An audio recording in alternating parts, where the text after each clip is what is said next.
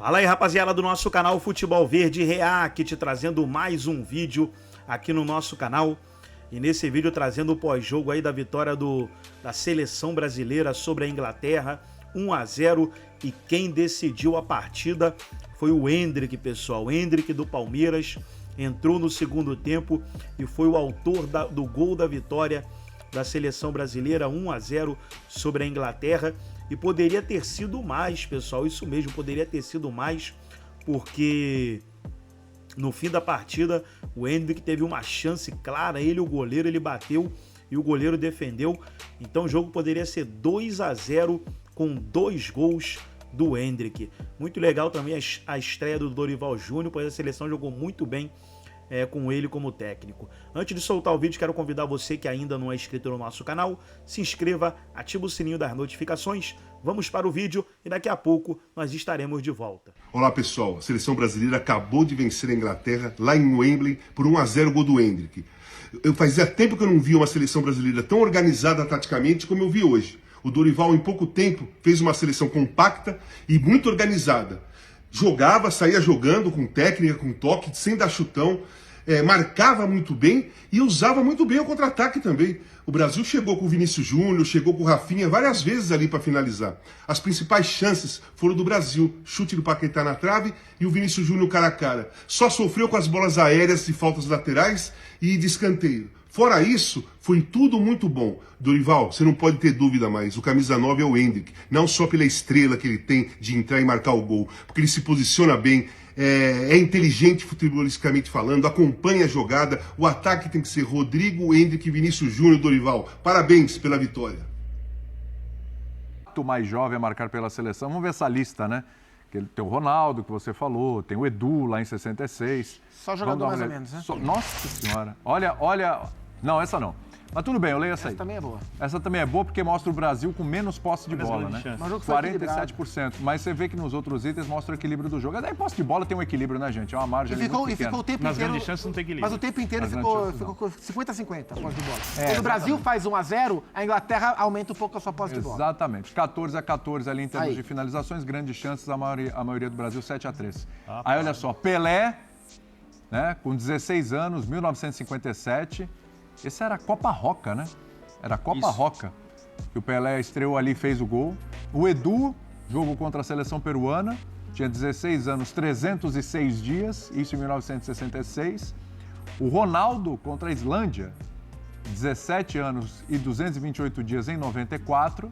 E agora o Endrick contra a Inglaterra, 17 anos, 245 dias, agora em 2024, né? Mais jovem a marcar em Wembley, inclusive. Tem essa marca também.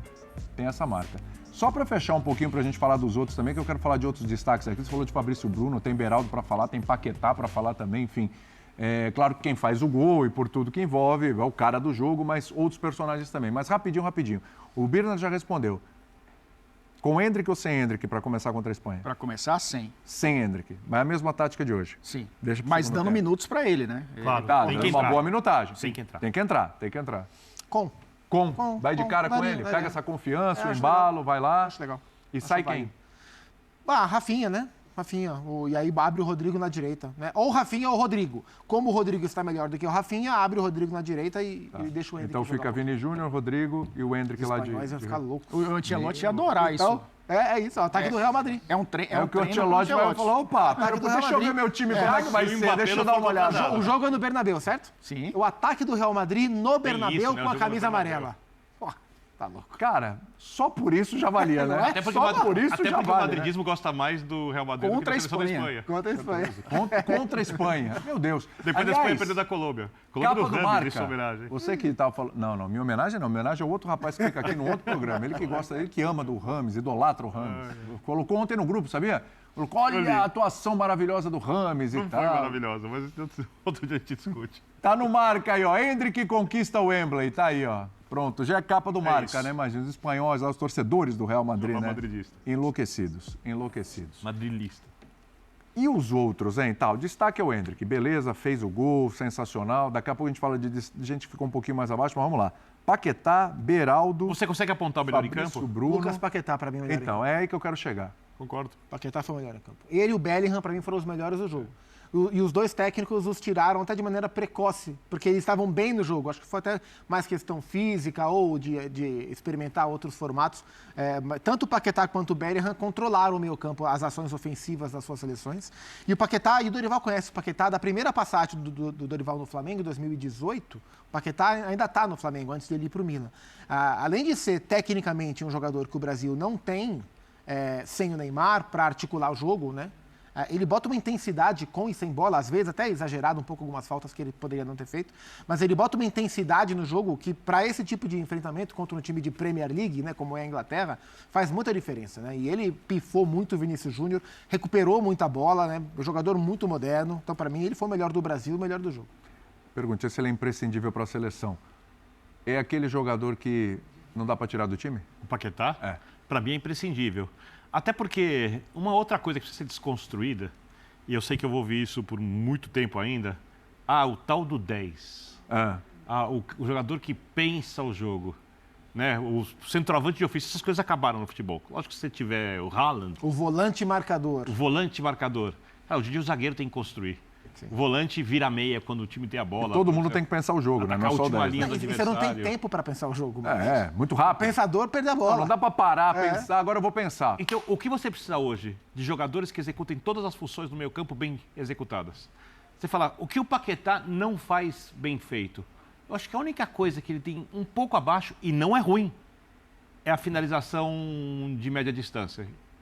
No mais, ele marca bem, ele entende o jogo, ele se posiciona, ele tem bom passe, ele sabe fazer as associações, ele toma decisões rapidamente durante o jogo, ele pode ser um segundo volante, um terceiro jogador de meio de campo, ele é o cara que entra na área para finalizar, ele é um jogador muito completo.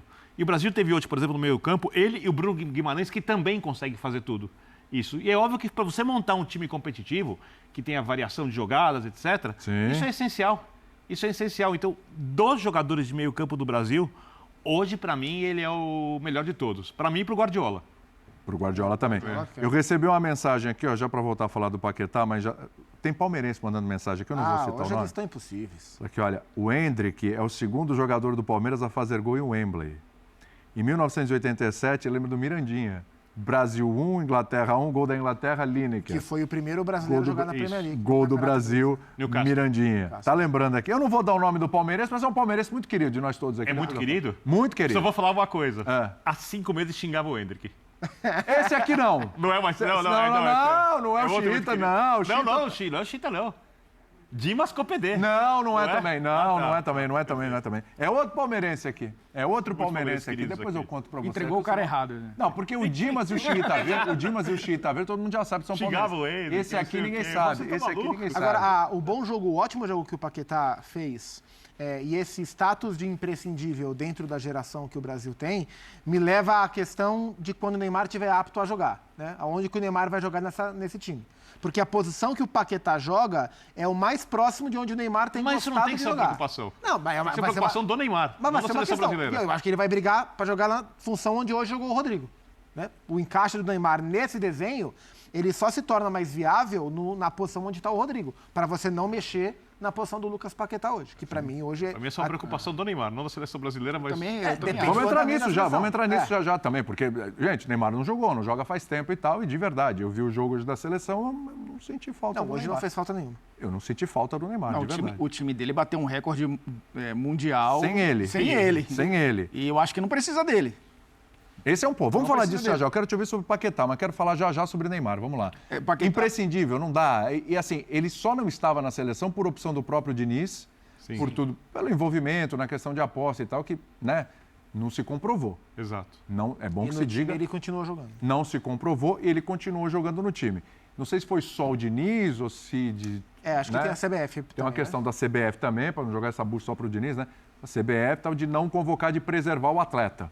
Ok? Perfeito. Ele voltou a ser convocado no país em que ele joga, né? Exatamente. Não faria sentido ele não jogar no país em que ele está atuando todo fim de semana. E eu acho que ele provou hoje o quanto ele faz falta.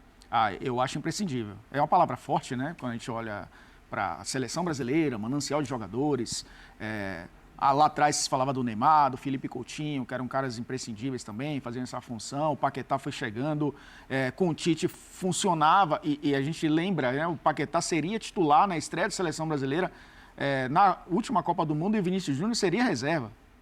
Sim.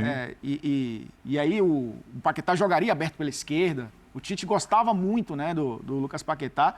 E eu acho que com o Dorival não é um adepto ao jogo posicional como é o Tite.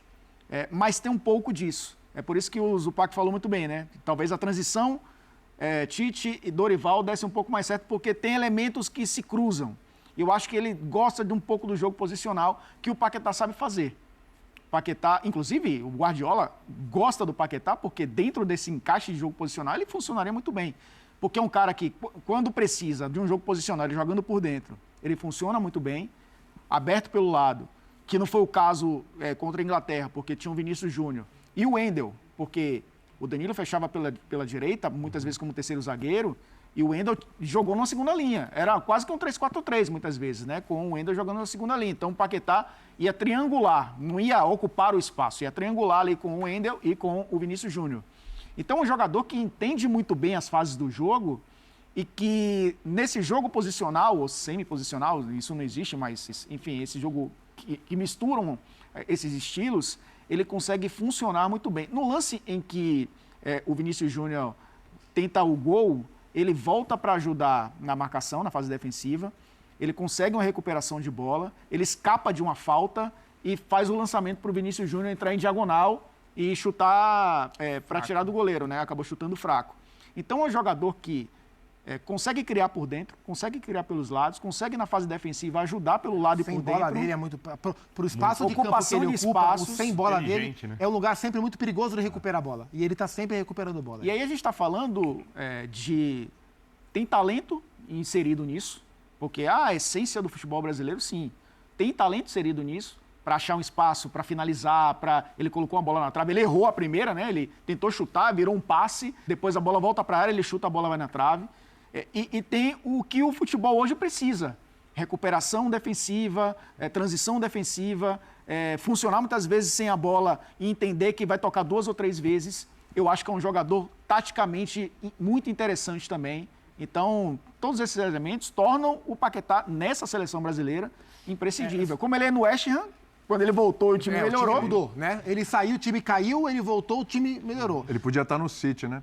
E vai vai estar. O Vinícius aqui, nosso diretor-chefe, me lembra aqui, o Vini, porque por causa dessa situação que a gente esclareceu aqui, ele perdeu uma oportunidade. E aí ele foi no Matheus Nunes, que não é o mesmo jogador. Exato. E eu acho que ele vai... E já esquentou de novo o interesse para a janela agora com a situação mais tranquila. Mas assim, a gente está fazendo aqui muitos elogios ao Paquetá, ao Endrick, Beraldo, Fabrício Bruno. O Danilo Bruno fez um jogaço, capitão da seleção brasileira, um tremendo jogo. Mas a gente sempre tem que ressaltar que, assim, não é porque o Brasil fez o jogo hoje que fez contra a Inglaterra que a seleção brasileira mudou e agora será assim. Claro. A gente tem que ter cautela. Claro. Porque assim como... É que deu uma empolgada hoje, então, né? A gente não esperava muita coisa. E é claro que era a Bolívia, mas vamos lembrar qual era o discurso quando o Brasil goleou a Bolívia.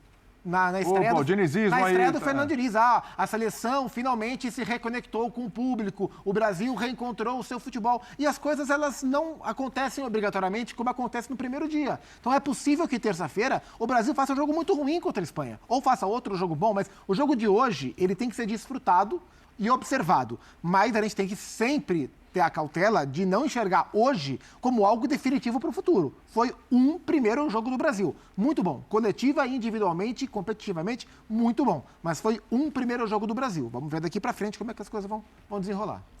Olhando um pouquinho o copo meio vazio, tentando colocar o pezinho no chão. Tem que olhar. E o Rafinha, que parece que não... Eu discordo de você. Fala. Eu acho o que você espera do Rafinha? Eu tenho muito emblemático o jogo do Rafinha, eu sei que faz bastante tempo. E eu já gostava do Rafinha, eu aprendi a respeitar esse cara muito.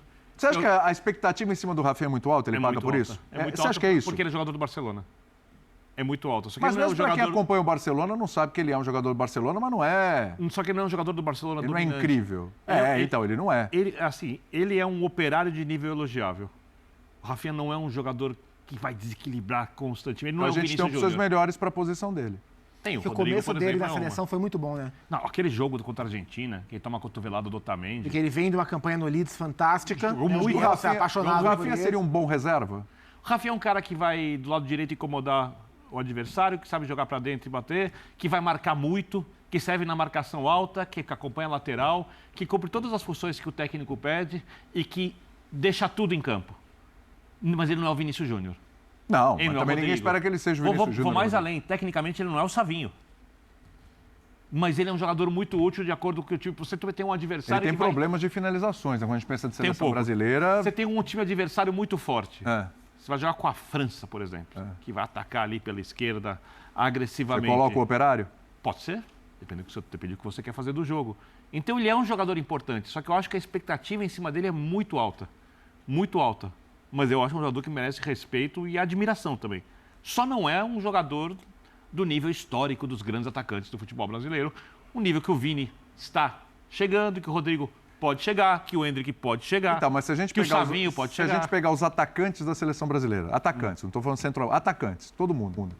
Aonde ele está nessa fila do pão? Com bola ou sem bola? Com bola. E tem uma questão de lado, né? Por exemplo, Isso. são poucos Lado direito. os melhores jogadores do Brasil jogam pelo lado esquerdo. Ou por dentro. Ou por dentro. O Martinelli, por exemplo, para mim é mais jogador do que o Rafinha. Mas o Martinelli briga por espaço com o Vinícius Júnior. Né? O Rodrigo, o Rodrigo joga pela direita. Então acho que ele é a grande concorrência para o Rafinha a hora que a gente imaginar todo mundo à disposição. Mas o Rafinha é um cara que cumpre um papel pela direita, que poucos cumprem. Isso. E isso favorece a ele nessa briga E por o único espaço. canhoto jogando pela direita. Isso. Pela direita. E tem a puxada para dentro e o bate dele que é muito forte. Eu acho que quem vai ajudar o colocar uma pulga atrás da orelha do Dorival é o Ancelotti, coincidentemente. Ele vai receber o Endrick e provavelmente o Mbappé. O Mbappé joga pela esquerda, onde joga o Vinícius Júnior. Pode jogar por O cara dentro. vai receber o Endrick e o Mbappé. É. Isso aí. Isso não... O Endrick, O Endrick queria que ele viesse para a seleção brasileira. Olha os caras que estão recebendo lá. eu acho que os dois vão jogar por dentro ou, numa pior das hipóteses, o Mbappé tirar o Vinícius Júnior da esquerda, porque eu acho que não vai acontecer. Então, naturalmente, o Rodrigo vai para a direita, nesse time do Real Madrid.